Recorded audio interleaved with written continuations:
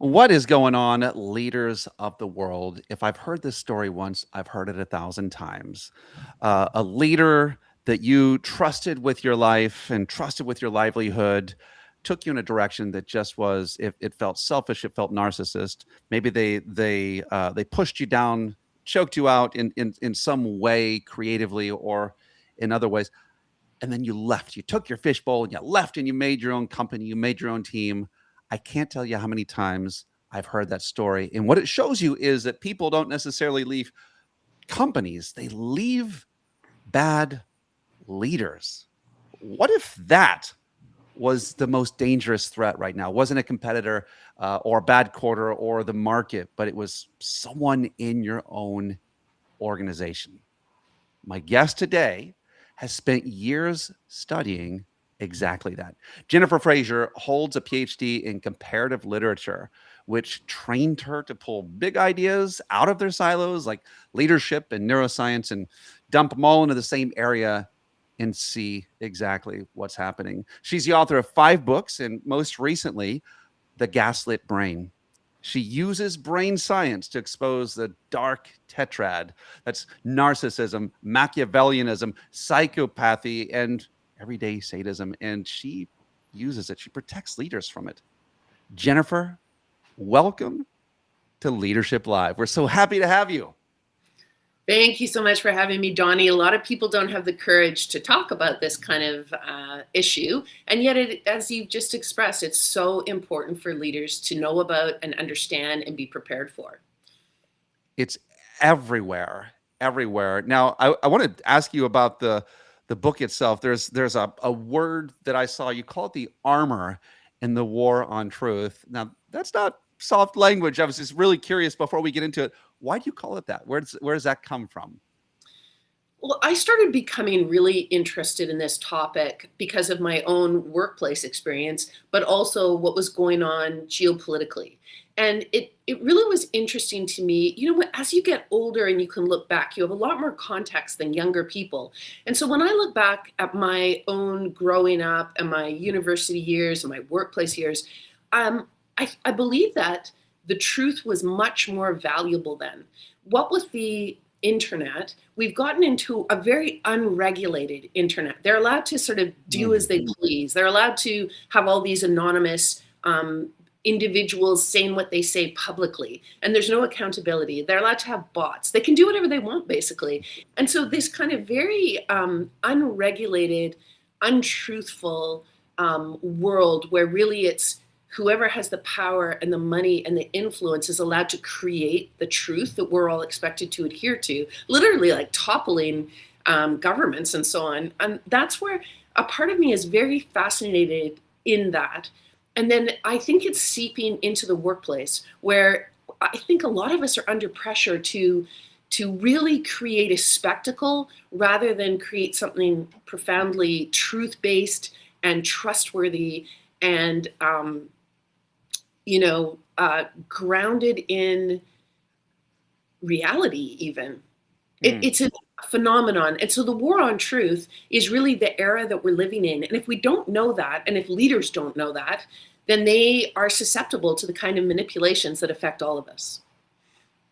Now, you were talking about before we jumped on, Jennifer, that you've always had this fascination and you've seen like this through line through all of your work. Can you share with the audience what it was that is and kind of how it's appeared for you? Well, when I was a teenager, and this is quite new for me in a sense. I've only really been unpacking this for maybe the last 10 to 15 years in any kind of academic or clear way. When I was a teenager, I was in a school, just a public school on the west coast of Canada, that had essentially a cult within the school. And the cult was constructed on outdoor education.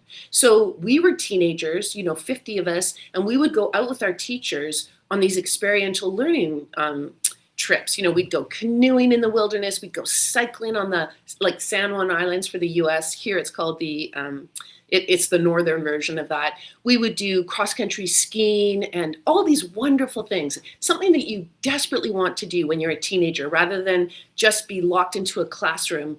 Here you are out in the wilderness learning, hands-on. So it was absolutely fabulous. And it was run by these 3 male teachers. And now that I look back, I realize the three male teachers were essentially running a cult. It all ultimately blew up in the media, and they all got, one of them's was convicted because it was all, as these cults often are, it was all about power, control, and abuse. And the abuse was emotional, and it was physical, and it was sexual.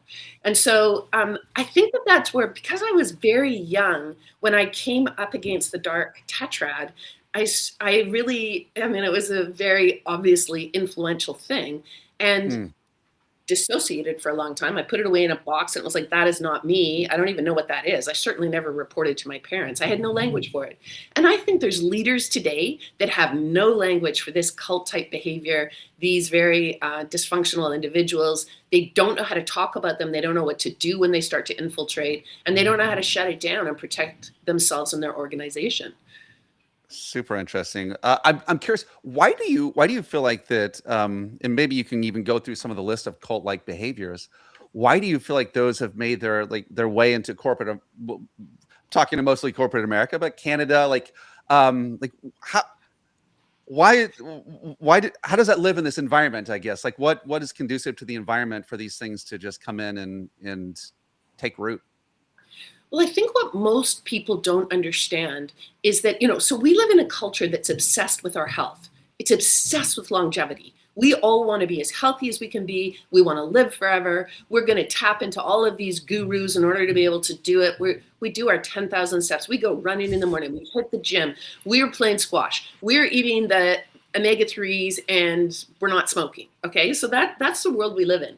What's so interesting is that we ignore the role that our brain plays in our health and in everything else. Our brain is the center for not only our health, but every single other thing we do in our lives, and we act like it doesn't exist. And it's this hilarious thing where humans are so visual, we can't see our brains, so we're just like, I guess we don't have one, not going to spend any time on that, not going to learn about it because I can't see it. It's ridiculous. So what people don't get is that our health is relational. Your health is impacted by the people you work with on a profound level. You are much more likely to become sick if you have a colleague or a higher up who is in the dark tetrad than you are if you don't do your 10,000 steps, right? Health is relational. Our brains are highly susceptible to abusive individuals. And guess what? It's contagious. So the fact that we have not learned about our brains, despite 20, 30 years in neuroscience that could really teach us a ton. We're not taught it in school. We're not taught it in the workplace. And we're overwhelmed anyways. It's like, really, we want to take on this new thing to learn about? Probably not. But it's critical. It's critical. I am. I've always been fascinated with this as well. I worked at there was this company I worked at. We were all 1099 coaching contractors. We were coaches, and it was really a great company. And in some ways, like when I left, it was actually really hard to leave this company because of the ways there's manipulation, some control, but they brought in I don't know how to say it, but almost like positive elements of what might be considered cult like behavior, and use it to create a culture that of people that were connected, but at some point it also there's some toxicity that's from there. Like have you just seen ways where like not just in the health way, but just like regular cult stuff, like how does it get in, how does it even penetrate places where normal professionals that we should be able to logically see these things, and we don't.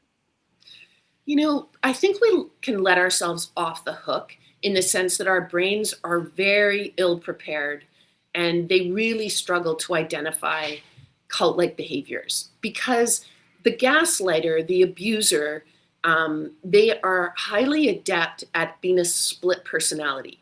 And most people are not trained to understand that. So here's a simple way to get a sense of it. Our culture scripts and wires in our emotional reactions. We are very culture brain wired people. So let's say you and I have both been taught, and everybody else probably listening to this has been taught, that if you are given a gift, the proper emotional responses, which are wired into your brain, are you should be filled with gratitude. You should be excited to get this gift, and you should see the gift as a kind of door opening. It's an opportunity. So let's say that I gave you a horse and you were like, this is wonderful. And you had all those scripted emotional reactions because you were trained by your culture to have them. Now, if I'm in the dark tetrad, I just gave you a Trojan horse. It looks like a horse, but when you relax your guard and you go to sleep at night and you feel celebratory about this Trojan horse, in the night, the wooden belly opens. This is from the Odyssey. If people don't know this reference, the Trojan horse it's a horse that got passed into the gates in the War of Attrition. And in actual fact, it was full of Greek warriors who then decimated Troy, the city. So if you think of your organization as Troy, and you have your favorite person at work, they're so smart and they're so charismatic, and they just gave you a big horse gift. You are like, thank you, thank you, thank you. I'm so excited. This is an opportunity. My guard is down. They then open the belly of that horse, and the next thing you know, your organization has been raised to the ground. That's how it works. We are ill prepared for the Trojan horse. And that's what I train leaders in learning about, is learning how much their brain is actually vulnerable and susceptible to these individuals. Oh, I love it. We're going to get into some of the neuroscience of it as well. Talk to me about where we're seeing it. So you mentioned a way that, like, maybe this is well, tell us some of the different ways that this might show up in leadership. What the dark tetrad, like how this could look, and what you've seen in just studies and practical, your journey here. So the best way for people to get a flash sense of how the dark tetrad works, and people they might have worked with who have these traits, first of all, you have to understand their brains are dysfunctional, and their brains put all of their resources and fuel into manipulation. So they're master manipulators. You cannot underestimate them at all. So what they do is they look like Dr. Jekyll. If you would swear, if I was going to give you a test to say, if you get this wrong, you're going to lose your house, you would swear on your life, on your house, that this Dr. Jekyll is the best doctor, totally trustworthy, you know him. But what you're not seeing is behind Dr. Jekyll, in the shadows, is Mr. Hyde. And Mr. Hyde, hear the name, H-I-D-E. It's spelled officially H-Y-D-E, but Dr. Jekyll and Mr. Hyde is the split personality. That is how the dark tetrad works. We look for people who look like dangerous people. Well, that's never going to help you. You have to look for someone who's very safe, very charismatic, very like an absolute master at language, super smart. That person is dangerous.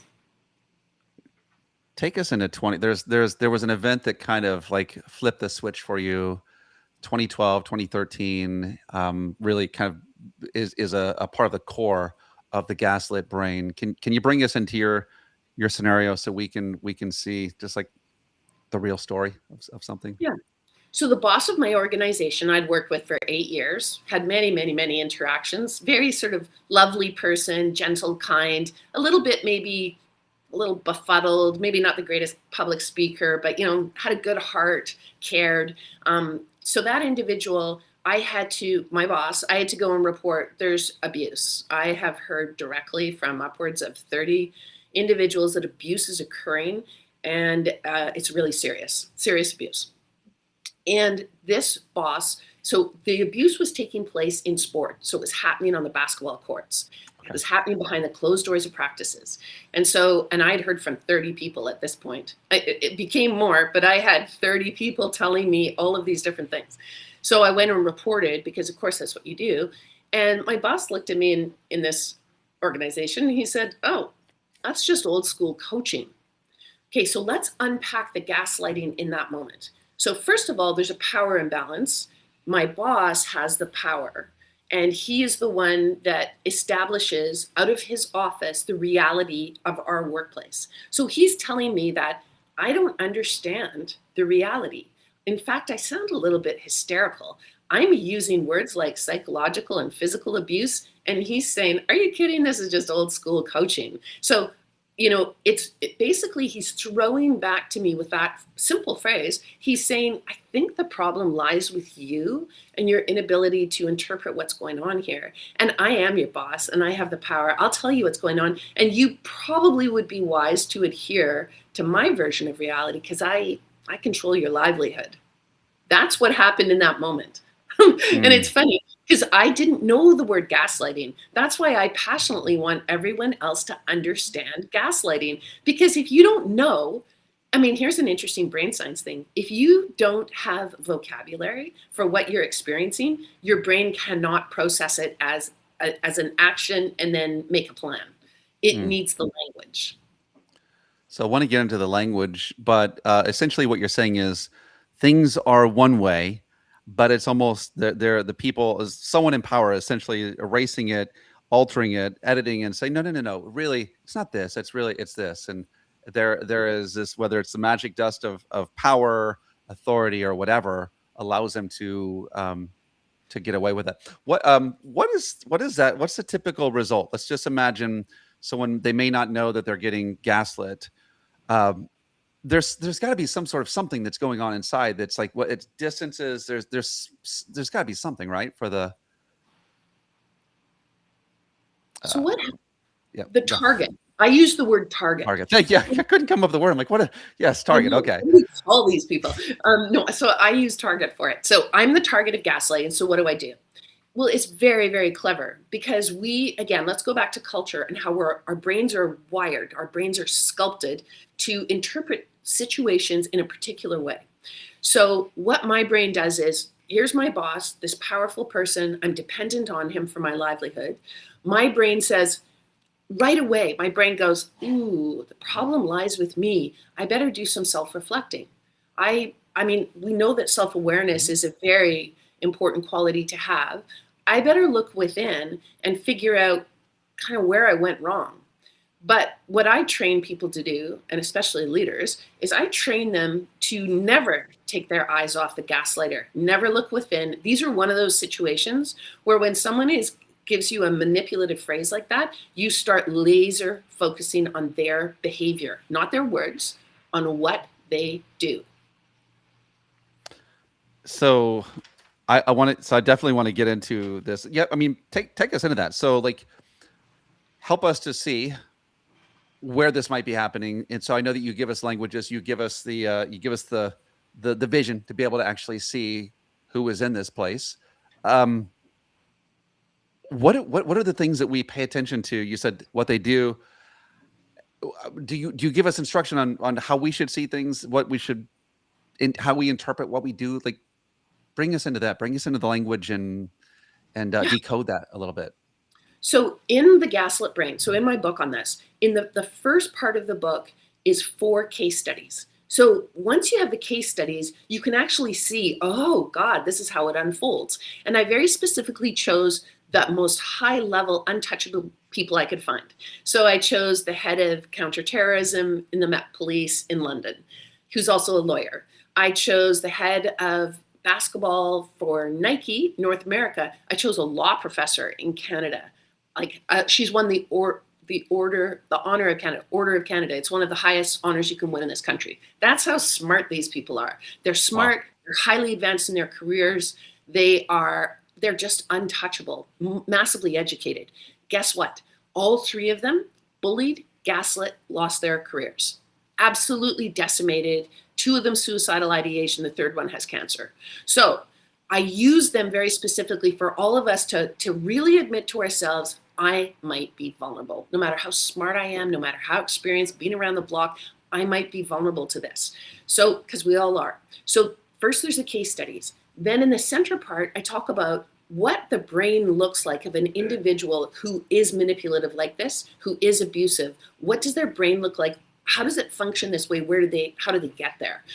The last part is what you're asking, Donnie. What are the 6 tools that we can apply from brain science that make us put on neurological armor so we don't fall for this shtick, whether it's on a personal level? It's amazing how people can be abused in intimate relationships. It's amazing how they can be abused professionally and politically. So I'm looking at those 3 levels to say we have to learn how to recognize this type of manipulation. And here's six tools to shut it down. So give us one of the tools that you would say to recognize and shut it down. Okay, so I'm gonna give you a few because you have to see how they work together. Okay. So tool number one is called exteroception. Exteroception is just a fancy word for how our senses process reality.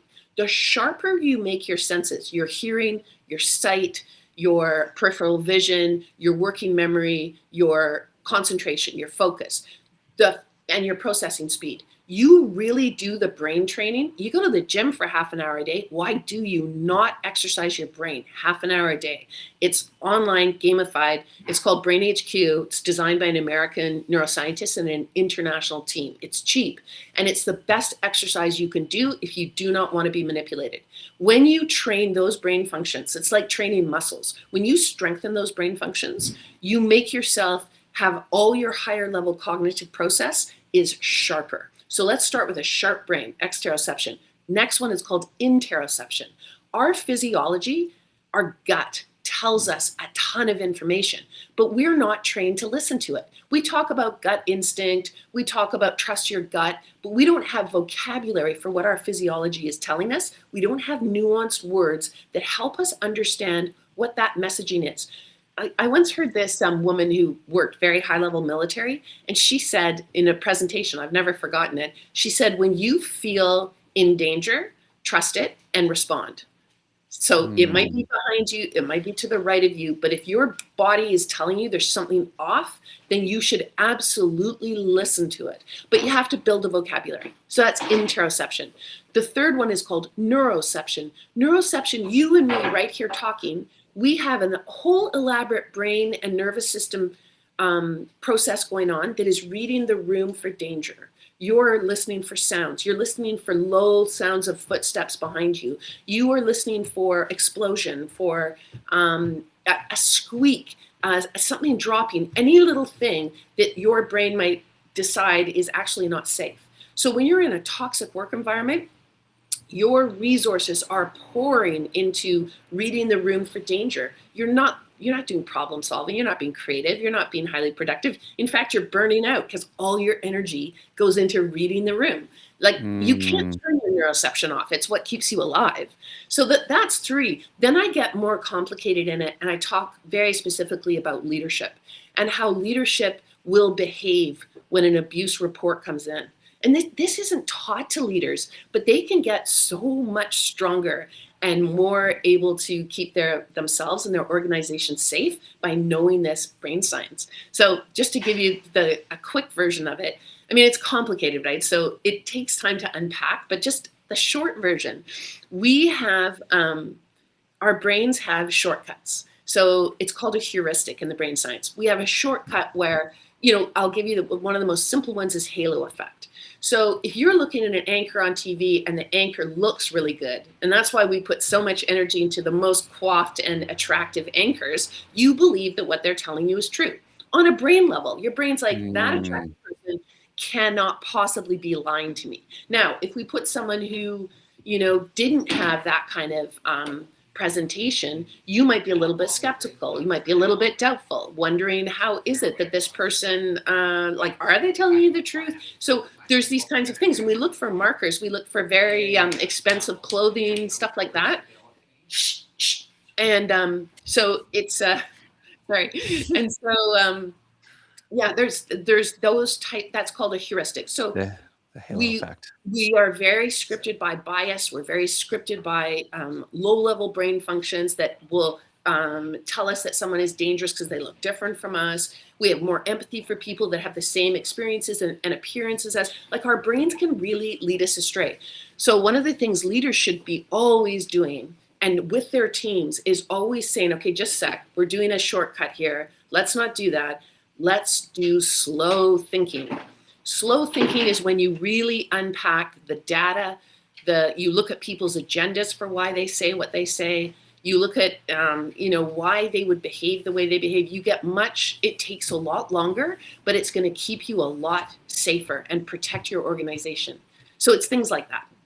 Love it. Yeah, I guess as a coach, it's almost like watching the game tape, right? Watch it in slow motion and see what happens. Slow thinking. I love that slow thinking exercise. Now you're big in, like, one of the things that you pulled into to the silos, of course, with all of this other great stuff is, and we've heard it come up several times, is neuroplasticity. And you are convinced that there is a neuroplastic advantage. And for us as leaders, how should we be seeing that and using that in our organization right now? Well, neuroplasticity is the best thing that any of us could even know about, and many of us aren't taught about it. Neuroplasticity essentially means that your brain can grow and get stronger and be developed and be sharpened and honed, and it's really up to you. So it's your evidence based practices that you do. So, for example, if you are a very anxious person, you can work on your anxiety, harnessing your brain power to calm that anxiety down. And one of the things that I teach people is they have to start talking to their brains. And it sounds a little bit silly, but just stick with me for a second. If you start talking to your brain, you help it because your brain has developed through evolution. And through evolution, it tends to interpret every single stressor as a predator. So when it has the stressor of a financial crisis, it's pretty sure that it's a saber-toothed tiger. And so you start shallow breathing, you start ramping up your adrenaline and cortisol. The cortisol is really bad for your body, but it's extremely bad for your brain. It dismantles brain architecture. So just when you need your brain to be super smart to cope with this financial crisis, you're actually eroding all kinds of power in your brain because you're not coping with your stress. You're letting your brain interpret this, public speaking or a financial crisis or having a difficult conversation with someone as a predator. So when you talk to your brain, you say, hey, this is not life threatening. I need you on side to really bring in your brain power. I need innovation right now. I need creativity. I need problem solving. And you use your body to communicate to your brain. So lots of people know that mindfulness is good for them. What they don't know is that mindfulness means you're telling your brain that there's no danger. That slow Mm, breathing is interpreted by your brain as there's no predators here. There's a mhm. lot of self-compassion. There's a lot of calmness. This person is breathing so slowly that not from the shoulders. Deep belly breathing means there's no danger. So I'm going to lower the cortisol. I'm going to drop the adrenaline. And then, you know what the greatest superpower is for all of us who want to harness our neuroplasticity and really get our brains on in top form is co-regulation. Co-regulation is our connection to each other. And going back to your question, Donnie, earlier about like why now? Why are we suffering so much right now? And it's because we're very disconnected. The internet has stepped in between our relationships with each other. This unregulated mess out there is somehow our brains normalize everything. We normalize the internet without really deciding if it was good for us or not. So Mm. co-regulation is a mammal's capacity. Humans are mammals. We can calm each other down. So let's say you came into the office and said to me, I just had a fight with my partner. My dog just bit the mailman. I can't pay my mortgage. I'm having a nervous breakdown. By a whole series of behaviors, I can bring your stress level down and we can work together to fix it. So by meeting your eyes, empathically looking at you, seeing you eye to eye, using a welcoming facial expression, using like a prosody, which is a sing-song kind of voice. We talk to little ones or we talk to dogs. We're like, Mhm, who's mhm. the cutest little baby? Literally that voice, it sounds ridiculous, but that is interpreted by the brain that there is safety, there's connection, there's love, there's kindness, and all of those things generate oxytocin. Oxytocin is the brain's great power to connect with each other and to be healthy. Interesting. It's interesting because I really, even thinking about culture, a big shift happened, of course, in, what was it, 2020, 2021, and everyone went work from home. And you literally just nailed something I'm like, there is something here, but like this whole, we're unregulated.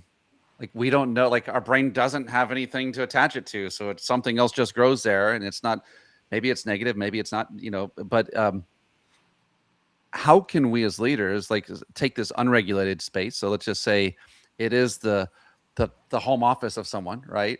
And now we turn it into a co-regulated space, because I'm hearing you say it's almost like leadership maybe is a rhythm, like this thing that we do as a together. Like, help me out with these people who are working from home. How do we help them better, Jennifer? So the person working from home, the really challenging aspect of that, and this is why Zoom is tiring. This is why, much as we love our colleagues, we can talk to people all over the world. It's kind of a miracle. It's amazing. But we also have to balance that with lots of hands-on. Human beings are meant to be physically connected to each other. And it again, it's like a hand on the shoulder, a taking someone's hand and shaking it, a reaching out and putting your hand on someone's face when you see they're really, really upset. These very supposedly like or seemingly, non-technological primitive behaviors. We are mammals. It's like we need that kind of connection as much as a pet might. Your dog wants to be petted. If you go and see even little creatures like goats or a cat on the sidewalk that's rolling around, they will come up to you. They want you to connect with them. They want to feel that touch. So Mm, that is really important. And you can't, mm, that's the one thing we really struggle to conjure up in the online world. So, workers feel a little bit upset about you can't work from home. We're calling you back to the office. Um, we need you in the office. Instead of saying that, what we should be saying to our workers is, we want to work with you to have time at home, because that can make life a lot more productive and easier and better, and there isn't commuting and so on and so forth. But we also need you part-time in the workplace for you. We need you to get co-regulated. We need you to connect with colleagues on a very deep personal level that can only happen in person. So it has mm, to be a hybrid. We're going to try and meet you where your needs are, but your health is so important to us, and your health is relational. mm. That is, I think a lot of people who are listening right now need to have that conversation. I think we don't know how to, right? Because how can I convince how can you put the toothpaste back in the tube and push the jack in the box back in the box? It's like it's easier said than done, but I think that's a really good frame that you've given us, Sarah. Um, I want to know, this is something practical. This is a real scenario that I've heard recently with someone I've been working with. This is a leader of another leader who had a difficult interaction with another leader. So it's like a few layers of leaders here, but essentially one of the leader, we'll call him Bob. Bob actually had um, he was corrected by his leader Tom, and he was done so in almost just it was not just a direct, but it was it, offensive, um, not listening. It was just very, very, very pointed, very really it's like in this scenario of somewhere hovering around the dark tetrad area, right? It was just very like Tom, who was doing this, very good at running meetings, very energetic, very like magnetic person. But when it comes to actually working with someone one on one, his empathy and care levels are just not there. How can we, Jennifer, how can we help the Toms of the world to get into a place to where it's not just your leadership is you telling other people what to do, but really there's I don't want to say a camaraderie, but there's a connection. There's a different connection of what you're driving people towards. How can we help rehab Tom into a place to where he could be the connected leader instead of the I don't want to say commanding leader, but you get where I'm going at with this. What would you say in that scenario? Well, I think it's important for the Toms of the world to understand that their brain has been wired in a particular way. So many leaders' brains have been wired to believe that command and control is the most effective leadership model, even though there's a ton of evidence that it's not. It's not at all. And so, with the Toms of the world, what you want them to understand is that they can make very serious mistakes in the workplace. They can lose talent. They can make retention of all employees very difficult. They can attract dark tetrad individuals who get away with doing destructive things. They can create a really toxic environment almost accidentally because they are depending on their wiring and they're not thinking about their neuroplasticity. So what you've just said, Donnie, right here in this moment is a neuroplasticity issue. Someone like Tom has to say to himself, I was trained this way. I went to business school this way. I was successful in organizations this way. And guess what? The world is changing. The world is Mm, changing so that encounters I have are very limited with my people because we live in this very virtual world. I don't see them every day. We're not building something together. I have very short moments with them. Therefore, those moments have to be absolutely all about empathy and connection, self-compassion, compassion. I have to harness the kinds of skills that make someone feel seen and heard and trusting of me. You know, these are rare and valuable moments. You can't afford to mess them up. And especially when it's about, hey, I think we need to do things differently. How mm, can we work together? We're both wired in a particular way. It's hard work to unlearn something. It's a lot harder to unlearn behaviors like command control than it is to learn a new one. And so a leader really has to put in their paces. It's not going to be easy. They have to be willing to do the hard work to ensure that they don't maltreat people in those precious moments that they have with them. mm.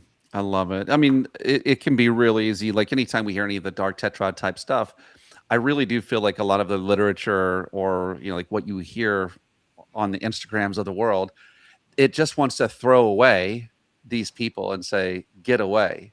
But really, what you're offering is there is a way for them to come back and bring value. It's just one of those things of rewiring the brain. And I think as leaders of leaders, people in an organization, we have to spot this and not allow that to live in our space. But also, that doesn't mean we're just like dump the people necessarily. We can bring them back to a good place of productivity and empowerment, right? Absolutely. I mean, the thing when you get into dark tetrad behaviors, like really in that world, it's going to be very hard work to rehabilitate that brain. It's like an alcoholic, it's like somebody who has drug addiction, somebody who has violent tendencies. It is not a quick fix, and it's not really a coach moment. When you really have identified that type of behavior, that person needs to go 6 months off, paid leave, and do the deep dive. The fact that we don't have rehab or Wow. AA for the dark tetrad Wow. is one of our biggest problems. We treat those people as if they're very dangerous and powerful, and we give them lots of power. We don't treat them as if they're mentally pretty Mm, dysfunctional, which they are, and they actually badly need help. And almost always these individuals, the saddest part of it is, and brain science is always complicated. I'm just simplifying it for this. mhm, Yes, there's genetics. Yes, there's this, whatever. But the bottom line is these individuals often develop those traits because they come from abuse and neglect. So mm, when you come from abuse and neglect, you've developed a whole brain system that allows you to survive, and you're not having a very fabulous life. I mean, you might be rich, you might have a lot of power, but I mean, in the great scheme of things, a lot of us wouldn't trade places with some of those people because mhm. their lives are so disconnected and dysfunctional and paranoid and Fear driven. Yeah, this is like, yeah, not a great existence. This has been really, really enlightening. I think that like there are, I don't know if you were to put a percentage of this, like how many leaders would like you've been around, you've seen things.